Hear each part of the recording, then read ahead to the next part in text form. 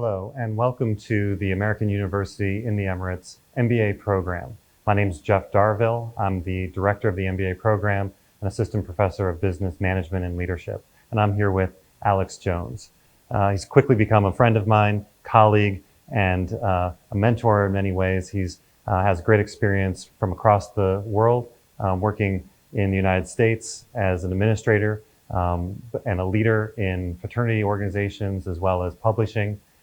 He had actually founded his own business as a CEO, which I greatly respect as a fellow entrepreneur. Seeing his determination and skill in leading his own business means that he has practical experience that he brings to bear in the classroom and in his work as an administrator with the training and education department of our university.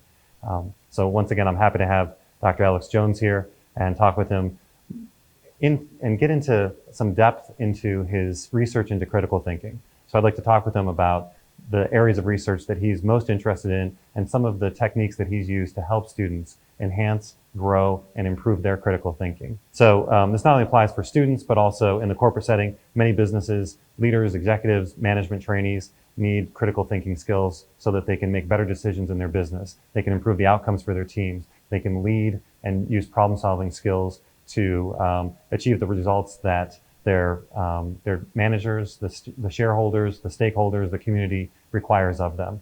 So I'm really thankful and grateful to be joined by Dr. Alex Jones. When it comes to critical thinking, it's all the rage these days. A lot of schools are talking about it. I hear it discussed in conferences and on television and news programs. It shows up in magazines and newspapers. Many teachers and the ministers in the government, the Ministry of Education is interested in critical thinking as one of the most important skills for our students to develop from the early ages in kindergarten straight through all the way into college and university. So just to get us kind of into the playing field, so to speak, so we can better understand this term critical thinking, could you please define critical thinking for us? Thank you, Jeffrey, for having me on the show. And critical thinking is becoming one of the most important skills, and it is one of the required skills that is, it is a challenging skill, to be honest with you, and it is in the same time, it is one of the required skills that is required by a lot of industries in the corporate world. And obtaining a college degree nowadays is not everything, as a matter of fact. It opens the doors, but the recent survey that shows approximately over 33% of graduates of today are facing the challenge, which is basically lacking the analytical skills. And by such a percentage across the world, if you look at it, really, it is a very high percentage. We have to remember one thing actually here. Critical thinking, it is the most important skill required to compete in the 21st century. And it ranged back to the ancient Greek in 2,500 years ago, and started by the Socrates, as a matter of fact. And the later Plato, Aristotle, and the rest of the Greek philosophers, they used to do a very little thing, which is they use the concept of training the mind.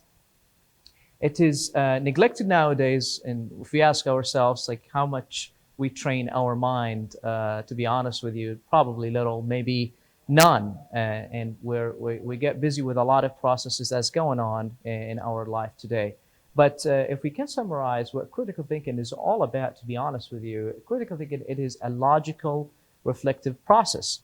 So what do we mean by a logical, reflective process here? It means that we need a logical mind. It means that we need a reflective mind. What does a logical and reflective minds do? The logical mind, as a matter of fact, they do interpret things. They draw conclusion based on a solid evidence. And if you look at it deeply, as a matter of fact, a reflective mind, what they do when you ask them a question, they explain to you in a lengthy process with clarity. Clarity is an essential component of critical thinking. Reflective minds and logical mind, they argue, and it is in a healthy argument we're talking about here.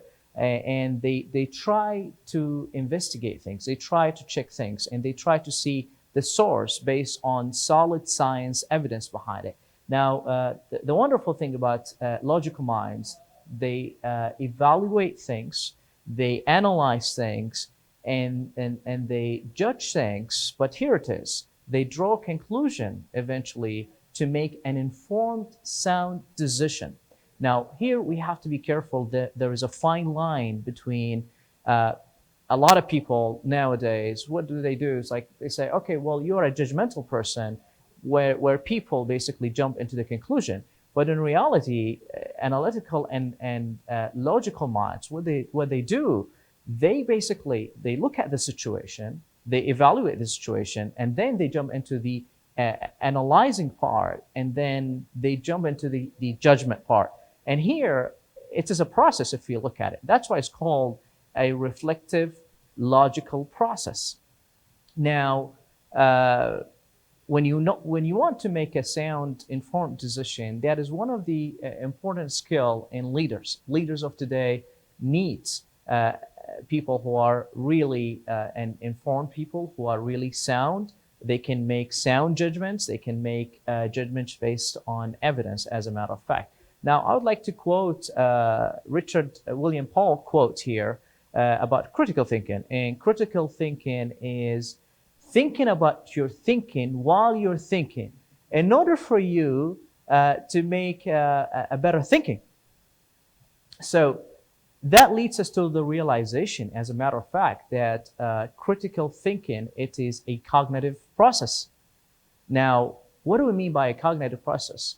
We're going back to the ancient Greeks of training the mind. It means that we're using our brain. That is with the cognitive skills related and associated with it. So the reality of the cognitive brain basically is constantly thinking and thinking and thinking. Now, as I said earlier, having a college degree just opens the doors. That does not mean that you have all the skills that's required to meet the sophisticated and complex world, and especially the job market is getting more complex and more demanding day after another. The cognitive minds, as a matter of fact, they look at things from a different perspective. And the cognitive mind think from an open-minded perspective. They look at things and we say, we accept other people's opinion, and at the same time, that does not mean actually we are gonna take it and we sit back and relax. We look at this opinion, and from that standpoint, we move to the next level and we investigate. The cognitive brain constantly asking questions: what, why, how, where, how do I do this? What do I need to do? How is that happening? Who is in charge of this? But that does not mean actually it's going to be a lengthy process, but the main goal behind it is just to make sure they are reaching the ultimate final conclusion required. Now, we have not to forget actually the cognitive brain works in a very complex way. And if we dig deeper into how the brain works, and it works in a wonderful, amazing way. But when we look at here critical thinking as a very small, complex things, and it is important and challenging thing, we look at it, we can basically, there is a lot of argument whether it's critical thinking, it is something that you are learning through the process. Is it possible to, similar to the concept of leadership, do you learn leadership or do you acquire leadership? And as a matter of fact, critical thinking, it's a practice. You train your mind, you train yourself to be constantly thinking, asking questions, and arguing about solid things from a solid evidence and scientific base. One of the more important tools that instructors can use when it comes to critical thinking is a role play. Now, I've come from a sales background. You've done business development. Role plays are especially important, and anyone who's involved in the role play needs to stay in the moment so that they continue to take on the role of whatever the situation or scenario is for the game or the simulation. Now, in your experience as a researcher and a teacher, how does role play, and especially negotiation role play, help students improve their critical thinking skills? So let's look at here, let's start by negotiation. As a matter of fact, we negotiate every single moment, every single day in our life, okay? And if we look at it really carefully and thoroughly, we negotiate with, everybody negotiate with their spouses, with their significant others, with their children, with their sisters, brothers, with their managers, with their colleagues. So we go through the process of negotiation on a daily basis. And I would like to call it, to be honest with you, whether we like it or not, a negotiation is a social activity in one way or another. So when we negotiate with each other, we basically socialize. The role play, as a matter of fact, it is continuing to that inside the classroom when we look at it deeply. The role play is a powerful tool, is a powerful technique used inside the classroom. It is referred to as a simulation or a game. And there are two types to it, as a matter of fact, whether it is interactive or non-interactive. What do we mean by interactive? As a matter of fact, interactive is acting out the character. And then the non-interactive, which is the silent part, which is you be the character itself. I would definitely suggest to do the interactive where students and employees, you can do this practice also, not only inside the classroom, but in a corporate world to your employees, you're acting out the character itself, and that's what we call it interactive.